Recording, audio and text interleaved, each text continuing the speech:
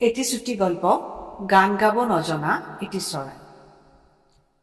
পিপ নামৰ এটা অকণমানি ঘৰচিৰিকা এডাল ডাঙৰ গছৰ ডালত শান্ত হৈ বহি আছিল।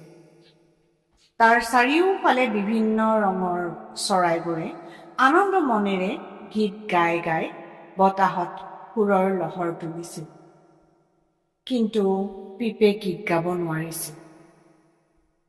পিপৰ ভনীয়েক বৰ্ণৱী আৰু তাৰ বন্ধুবোৰে সুন্দৰকৈ গীত গাই থকা দেখি পিপেও গীত গাবলৈ চেষ্টা কৰিছিল, কিন্তু তাৰ মুখেৰে এক অদ্ভুত ধৰণৰহে মাত ওলাইছিল। পিপে লাজতে তলমূৰ বহিছিল। তাকে দেখি ভনীয়েক বৰ্ণৱী তাৰ ওচৰলৈ আহি তাইৰ ডেউকাখন তাৰ পিঠিত থৈ মৰমেৰে তাক উৎসাহ দিবলৈ চেষ্টা কৰিছিল। পিপে বহু চেষ্টা কৰিও কিন্তু গীত গাব নোৱাৰি অশান্তিত দিন কটাইছিল। এদিন সকলোবোৰ চৰায়ে আনন্দ মনেৰে গীত গাই থাকোঁতে ক'ৰবাৰ পৰা এটা ডাঙৰ মেকুৰী আহি সেই গছডালৰ তল পালেহি আৰু সি তাতে শুবলৈ ল'লে। তাৰ গাৰ নোমবোৰ সূৰ্যৰ পোহৰ পৰি চিকমিকাই উঠিছিল। চৰাইবোৰৰ মাতত সি যেন অতিষ্ঠ হৈ উঠিছিল। সেয়ে সি চকু মুখ ফোপা কৰি নেজডাল লৰাই আছিল। হঠাৎ গছজোপাত থকা চৰাই বাঁহৰ পৰা অকণমানি চৰাইৰ পোৱালি এটা শুই থকা মেকুৰীটোৰ ওচৰত পৰি গ'ল।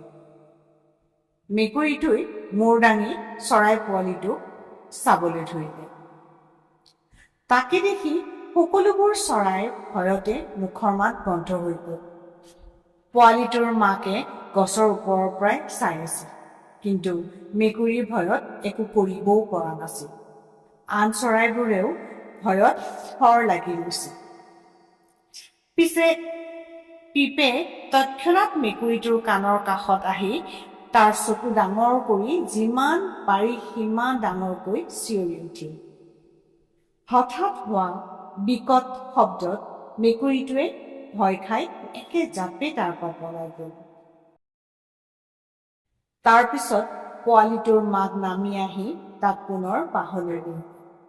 তাত থকা সকলোবোৰ চৰায়ে পিপক তাৰ সাহসৰ বাবে প্ৰশংসা কৰিব ধৰিলে। পিপ নিজেও আচৰিত হ'ল তাৰ শক্তি দেখি। গীত গাব নোৱাৰিলেও সি কিন্তু আন কাৰোবাৰ জীৱন ৰক্ষা কৰিব পাৰিলে। এই সাধুটোৰ পৰা আমি ইয়াকে শিকিলোঁ যে আমি সকলো কামেই যে ভালদৰে কৰিব পাৰিম বা সকলো বিষয়তেই যে পাৰ্গত হ'ম তেনে কোনো কথা নাই।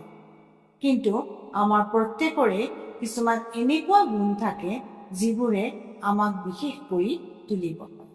ধন্যবাদ।